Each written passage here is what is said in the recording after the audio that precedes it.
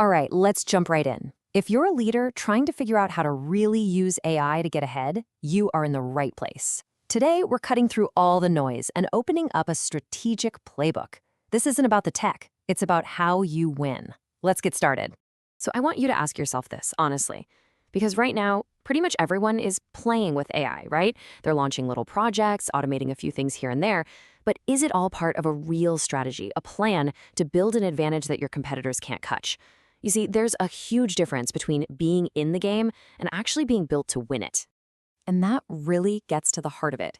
Getting your hands on powerful AI tools, that's the easy part now. But that's a double-edged sword, isn't it? If it's easy for you, it's just as easy for everyone else.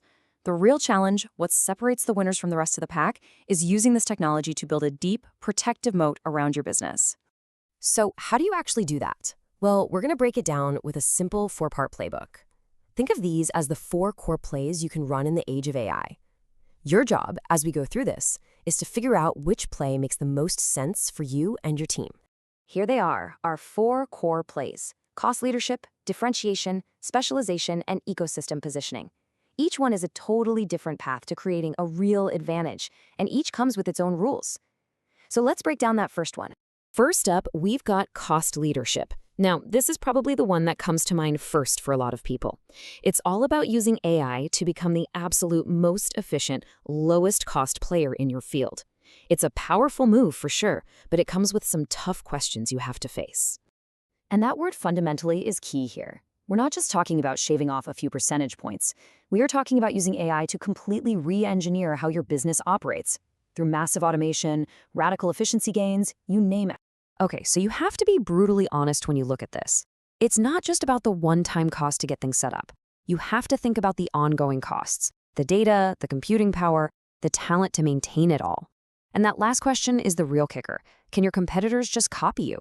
Because if any rival with deep pockets can do the exact same thing, well, your advantage might not last very long. That brings us to our second play, which is all about building a much more durable advantage: differentiation. This isn't about being cheaper. It's about being different. It's about using AI to do something that literally no one else can. This is the absolute soul of a differentiation strategy. You're trying to create an AI-powered superpower that is uniquely yours. Maybe it's a product that feels like magic, or a customer service experience that's just out of this world, something that was totally impossible before AI came along. Now, this is where the rubber really meets the road. A unique advantage usually comes from something you own, like proprietary data nobody else has, or a model you've built that's just better. But just having it isn't enough. You have to ask, how long can we stay ahead? Does this actually create value that customers will pay more for?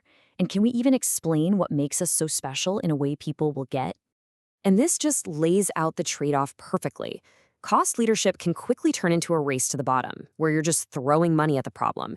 But differentiation, if it's built on something truly unique and defensible, gives you a much stronger, much more sustainable place in the market. Okay, let's look at our third play: specialization. So what if you don't want to compete with everybody on everything? Well, this strategy is about choosing a much smaller battlefield, one that you can completely and totally dominate. The entire goal here is to become the undisputed champion, the only real solution for a very specific type of customer or a specific industry. You're using AI to become a very big fish in a small and very profitable pond. To make this work, you need a claim to being the specialist that no one can argue with. Maybe it's your team's deep expertise or a data set that's hyper-focused on one area. But you also have to be smart about it. Is this niche actually big enough to build a real business? And is there a way for it to grow down the line? All right, it's time for the fourth and by far the most ambitious play in our book: ecosystem positioning. This is the grand strategy. This isn't just about competing in a market. This is about becoming the market. Think about it. Can you use your AI capabilities to become so essential, so valuable, that other companies actually choose to build their own products and services on top of your platform? It's an unbelievably powerful position to be in if you can pull it off. Now, pulling this off is, well, it's incredibly complex. You have to control some kind of key data or technology. You have to create real, tangible value for everyone else who joins in.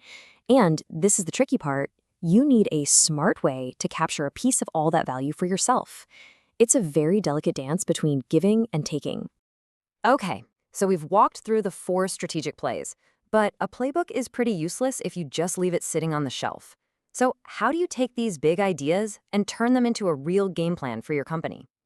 Here's a super simple but really powerful 3-step process. First, what was the one big idea from all of this that really clicked for you? Just one thing. Write it down. Second, where can you apply that insight right now? What project or problem are you dealing with? And third, what is the very first concrete action you're going to take? Put it on your calendar. And that leads us to maybe the most important takeaway from our entire conversation today. This whole playbook, it's not really about memorizing 4 strategies. It's about building something far more valuable inside of you.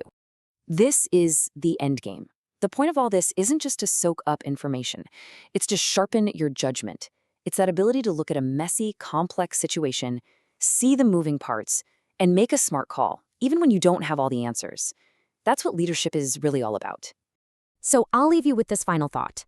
Look back at these 4 plays we talked about. Which one sparked something for you? Which question made you rethink an assumption? Find that one insight, and then decide on the one small action you'll take because of it. Because that move, right there, that's how you go from just playing the game to truly building a strategy to win.